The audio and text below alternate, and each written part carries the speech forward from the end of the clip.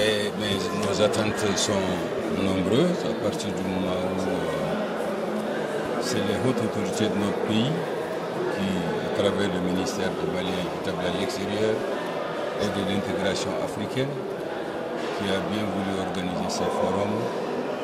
Après avoir constaté, en tout cas, je parle de l'ensemble du gouvernement, en tête desquels les autorités, en tête desquelles le président de la transition, chef de l'État, le général d'armée Assimi Goïta, qui, après avoir observé la forte contribution que les Maliens de l'extérieur, en tout cas des caisses en direction du pays, quelque chose qui est chiffré pour l'année 2023 à plus de 800 milliards donc, par an. Mais après des études, on a vu que cette manne financière est destinée à des ménages, c'est-à-dire c'est du social. C'est du social, alors que ceux qui envoient ça à leurs parents, c'est normal, on ne peut pas ne pas le faire. D'autres aussi font des investissements, il faut être honnête. C'est-à-dire, tu as dû voir ceux qui construisent les écoles, d'autres, tu es mieux placé à connaître, je citerai le cas de Nyoro, Abib Silla moi-même, c'est Doukan, ou les jeunes Seydou de Aouli, etc. Sans oublier aussi nos frères de Gramé, de Gadjaba et tout ça. Ça, c'est des développements, c'est important. Vraiment, on ne peut pas ne pas applaudir cela, mais seulement l'idée du gouvernement, en tout cas des autorités, c'est de voir si une partie de ces investissements pouvait être orientée vers des secteurs productifs,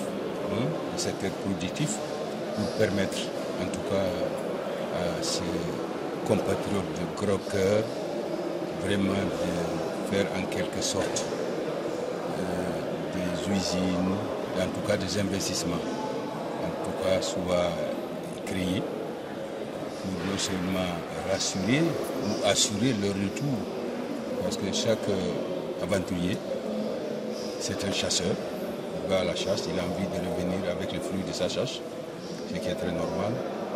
Donc, mais comme vous le savez, l'appétit vient en mangeant. Une fois qu'on a commencé à avoir des situations dans les pays où nous sommes établis, c'est vrai qu'on a le devoir de faire des investissements dans ces pays qui ont accepté de nous recevoir, mais aussi le pays d'origine du Mali compte sur nous. Alors donc si on essayait ensemble ou individuellement créer en tout cas des industries pour permettre non seulement aussi à nos jeunes gens, les jeunes Maliens qui arrivent sur le marché du travail, les diplômés j'entends, même ceux qui ne le sont pas. Alors en créant ce genre de projet, ça va les permettre aussi de travailler. Alors ça c'est plus productif. Les autres investissements c'est vrai, c'est tout à fait normal. Il faut le faire, mais à un moment donné, il faut aussi faire quelque chose qui a longue durée.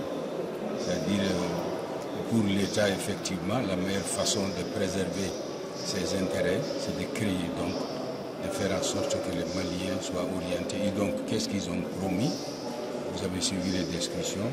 C'est faciliter non seulement la création de tout ce qu'ils veulent créer, en tout cas, ce genre de projet, donc de faciliter. C'est-à-dire, vous savez, quand on veut, par exemple, implanter une usine, il faut importer du matériel, il faut implanter. Donc, ils vont faire, en tout cas, une faveur, en tout cas, de facilité par rapport à cela, au début.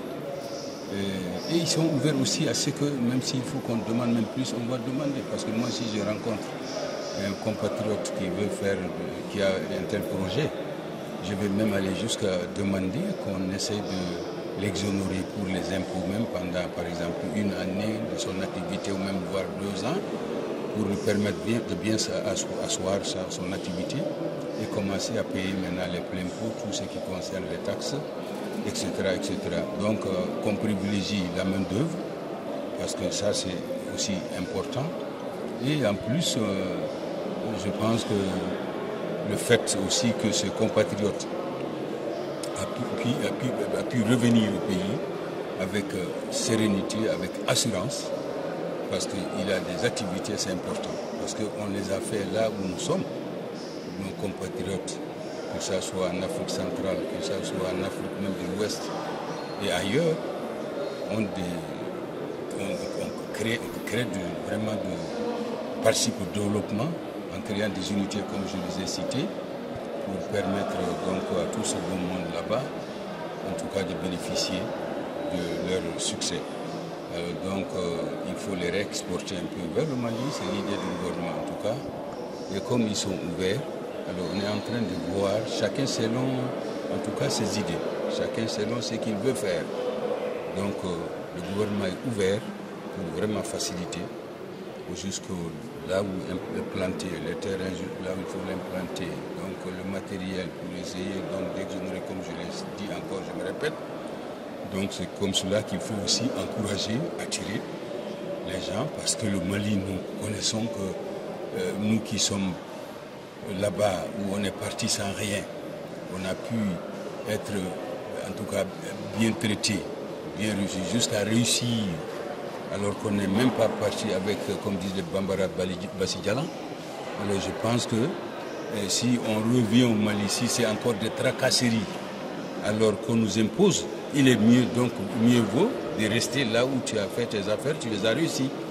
Alors donc c'est ce qu'on a dit, en tout cas à nos autorités, de faire un effort quand on ramène ce genre de projet, vraiment que toutes les facilités possibles soient mises à notre disposition pour encourager, insister les autres aussi à revenir.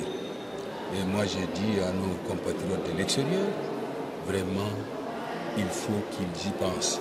Parce que quoi qu'il en soit, on n'aura jamais un pays d'échange, quelle que soit la durée d'un tronc dans l'eau, d'un tronc arbre dans l'eau, il ne se transformera jamais en caïman. En tout cas, nous saluons, nous respectons, nous remercions les autorités et les populations autochtones des pays qui nous ont reçus.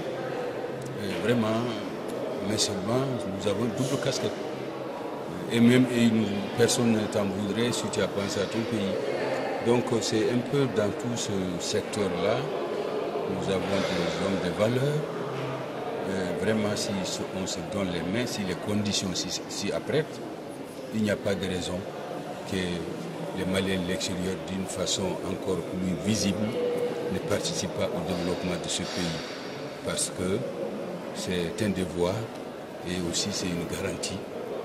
Et la meilleure façon aussi de préserver les acquis, vraiment, c'est de les mettre là où tu sais.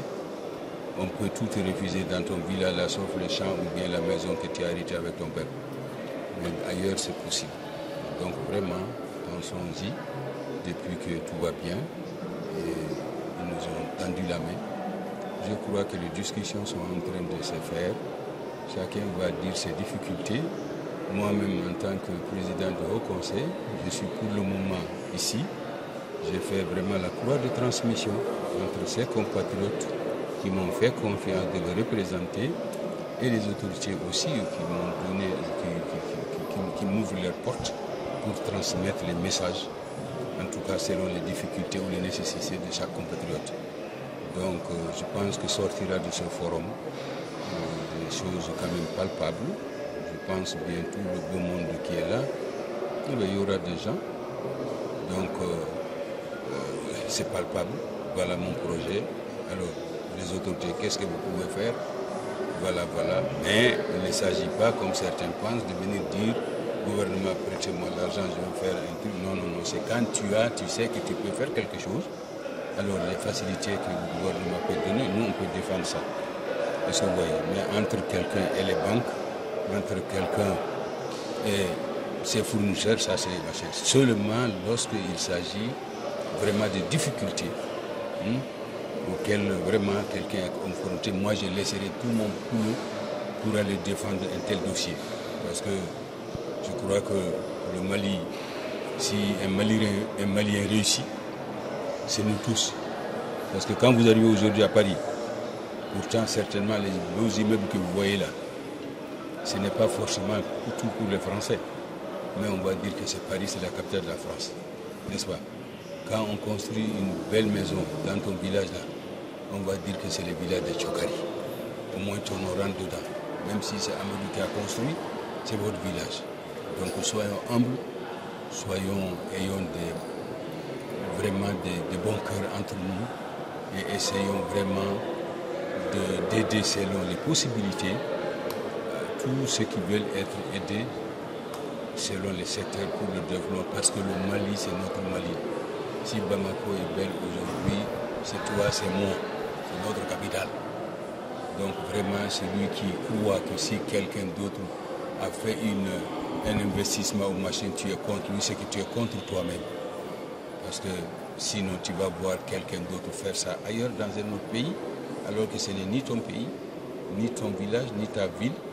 Donc, ton nom ne peut pas être cité. Mais lorsque c'est chez toi, c'est chez toi. C'est le passeport qui fait de nous, même père, même mère, le territoire que Dieu nous a donné sans qu'on lui a demandé, parce que personne de nous n'a demandé d'être né malien, ou bien d'être né au Mali, ou bien d'être né par un tel parent. Ça, c'est la décision divine. Donc, si tu es malin, tout ce que Dieu fait, il faut être content parce que lui, il dit qu'il ne fait jamais. Nous-mêmes, on répète tous les jours que Dieu n'a rien fait de mauvais. Donc, profitons-en, prions pour la réussite des uns des autres. Ceux qui ont réussi, qu'Allah les augmente encore la réussite. Nos jeunes encore qui sont en train d'imiter, qui cherchent aussi à réussir, qu'Allah les ouvre la porte de réussite. Et s'ils réussissent, qu'Allah fasse que là où ils sont, une partie reste là-bas, c'est normal, pour qu'ils vivent bien, mais qu'une grande partie aussi revient pour que, comme disent les Bambara, ça soit Séligné Sigui. Parce que nous sommes de passage ici. Vous savez, j'ai conclu Chokari en disant, vous savez, l'aventure c'est comme, aujourd'hui nous sommes là, nous sommes venus de quelque part, c'est-à-dire lors de notre naissance. On est né, on ne sait pas, voilà, on est sorti quand même, quelque part dans le ventre d'une femme. Mais on est là où on est là. Mais il y a une autre destination. Est-ce que tu comprends? Alors, donc on dit, bon, comme tu es là maintenant, prépare donc là-bas. Alors, parce que les jours où Dieu récupère ce qu'il avait prêté, on t'amène les linceuls là. On ne met pas la poche. Ça veut dire que tu ne pars avec rien. Mais si tu as la chance, ça va trouver que tu as fait des économies là-bas en faisant de bonnes œuvres. Hein? Donc tu vas trouver ça là-bas. Et quand tu arrives là, tu vois la récompense, elle est bien. Donc un aventurier, quand tu pars aussi, pendant que tu es en activité, pense là où tu es quitté. Ouais. Prépare là-bas. Donc c'est là où tu vois d'autres viennent. Ils trouvent des très belles maisons. Parce qu'ils ont fait ça. Est-ce que tu vois? Ils ont déjà construit, ils ont déjà mis toutes les conditions. Donc quand ils quittent là-bas malades ou retraités, ou retour volontaire, ils arrivent, ils rentrent dedans. Mais c'est parce que ils ne sont pas restés là-bas pour faire la bamboula. Alors certains, malheureusement, vous avez vu qu'ils arrivent, tu gagnes là-bas tout ce que tu gagnes, tu dis non, la vie est belle, mais il y a l'âge qui t'attend, il y a la mort qui te guette, il y a la maladie qui te guette, il y a les problèmes parce que tu es dans le pays d'autres vies aussi. Donc pour des raisons économiques, certains pays même expulsent les gens. Donc tout ça là se prépare. Alors c'est une façon pour moi de lancer un appel à l'ensemble de nos jeunes gens, nos compatriotes. Moi, Dieu m'a donné la longue vie, je le remercie. Et j'ai vécu quand même près de 50 ans l'aventure. Et j'ai vu des gens qui n'avaient rien, qui ont eu quelque chose grâce à Dieu. Moi-même, je n'avais rien du tout. Dieu m'a permis d'avoir ce que j'ai eu, je le remercie. Et aujourd'hui, mon seul souhait, si tu me dis aujourd'hui bonheur, c'est pas seulement parce que j'ai des enfants là-bas, mais où est-ce que tu veux que ça tombe? Je vais dire oui, peut-être ça tombe pas, mais je vais dire il faut que ça beaucoup tombe d'abord au Gabon. Parce que c'est le Gabon qui m'a fait de ce que je suis. Et j'ai encore tout ce que j'ai eu qui me vaut cher, qui est au Gabon. Je n'aurai plus jamais des amis que j'ai eu au Gabon. Je n'aurai plus de voisins avec qui je m'entende comme je l'ai eu au Gabon. Je n'aurai plus de jeunes frères avec qui je peux composer comme je l'ai eu au Gabon. Donc vous voyez que je ne souhaite que de bonheur là-bas. Et vous voyez quand nos gens quittent ici pour aller demander secours, qu'ils soient talibés, qu'ils soient, comme on dit, Nyamakala. Quand il revient, il a servi, il est content, je me sens moi-même concerné. Je suis content parce que c'est mes œuvres. Donc c'est pourquoi je souhaite que vraiment Gabon continue encore de briller, que l'ensemble aussi des pays où est établi nos compatriotes aussi brillent, et que Dieu veille sur l'ensemble de nos compatriotes qui sont là-bas, que Dieu veille aussi sur nous ici, dans notre Maliba. Et ce que nous craignons, effectivement, c'est le moment très critique, difficile, surtout nous qui sommes de l'Ouest aujourd'hui. On est en train de subir ce qu'on n'a jamais subi, mais on va seulement prier le Tout-Puissant Allah qu'il fasse que vraiment que ce qu'on avait connu avant, la cohésion, la paix, que cela vraiment revienne et que chacun dorme jusqu'à rêver et que Dieu nous écarte de tout ce qui vient nous déstabiliser, tout ce qui vient nous empêcher de vivre dans la quiétude, et que ce que nos jeunes gens sont en train de faire, ça va permettre à Nioro, là je serai un peu peut-être secteur, Nioro que je vois qui est en train de se développer, les villages de Diogoramé, nos villages nous-mêmes, ça se modernise, aujourd'hui c'est éclairé, il y a des belles choses, donc on souhaite la paix pour que cela soit vraiment préservé, pour que cela soit encore, comment dirais-je, imité. Enfin, aujourd'hui, chaque jeune que tu vois a envie de faire quelque chose. Mais je souhaite aussi qu'autant qu'on a ça, qu'on plante des usines pour vraiment faire travailler les gens. Au lieu de donner aux gens les poissons, on va les apprendre à pêcher. Alors je crois que ça retourne à chacun sa noblesse, ça retourne à chacun sa dignité. Parce qu'aujourd'hui, si tu as planté un truc où les gens travaillent, bon, même créer peut-être là où toi tu es, ça c'est déjà, je crois, c'est un emploi. Ceux qui sont là-bas, des techniciens, c'est l'emploi. Bon, donc si on essaie, grâce à Dieu, de développer tout ça, ça va permettre à chacun, on dit, bon, va au travail, tu as un salaire, et comme ça, tout le monde travaille en même temps. Toi, ton projet, en tout cas l'investissement, continue vraiment de fleurir, alors que vraiment, tu as aussi aidé les gens à vivre avec leur dignité, avec leur salaire. Donc vraiment, c'est ce que je peux te dire, M. Djokari, par rapport en tout cas à cet événement heureux, un événement extraordinaire. Merci aux hautes autorités de notre pays, et merci aux compatriotes qui sont venus. Et je sais qu'il y en a qui ne sont pas là, mais je sais qu'ils ont des idées. C'est voilà, tout ce que nous faisons est bien. Mais vraiment, je souhaite que ces nouvelles idées qui naissent émergent, afin que nous soyons des industriels, afin que nous soyons ces opérateurs, n'est-ce pas, qui ont investi dans le développement économique du pays, et qu'effectivement qu'on continue aussi de servir nos populations aussi, ceux qui méritent d'être soutenus, qu'on les soutienne. Voilà, mon cher ami, ce que je peux te dire par rapport à ce forum.